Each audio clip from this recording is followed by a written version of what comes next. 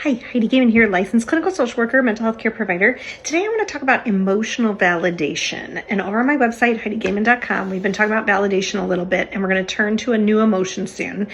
But before we leave this, I want to talk specifically about emotional validation of children. Talk about this in the therapy room a lot because kids tend to have very large emotions at times that we as adults are like, we don't know quite what to do with.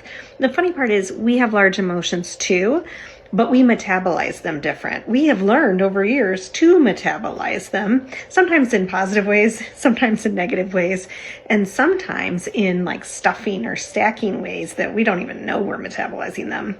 But for kids, they are metabolizing life in very bite-sized pieces, just like they are food, right? They take in little bits of meals at a time. They can't eat like, a steak. Oh, sometimes they can, but they can't eat a steak and then call that their meal for the day in the same way an adult could, even if it's not healthy.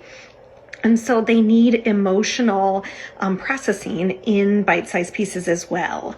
And so we can emotional validate on the front end of just being like, what emotions have you had today? Like, what kinds of things are you feeling? Like, do you feel mad? Do you feel sad? Do you feel glad? All those things. But we can also help them metabolize them in moments of big emotion by simply validating, by saying, you have an emotion. Oh, of course you have an emotion. Whatever we do after that, whatever boundaries set, whatever we do with it, we will deal with over time in different videos, and you can look up stuff online too, right? But one important first step is, of course you have an emotion.